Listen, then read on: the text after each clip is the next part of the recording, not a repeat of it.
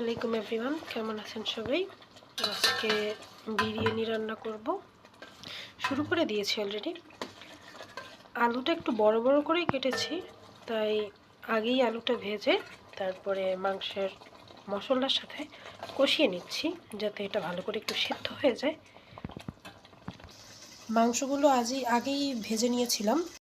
বিরিয়ানির মাংস কষানো চলছে, এরপরে চাল দিয়ে ভাপে রেখে দিলেই হয়ে যাবে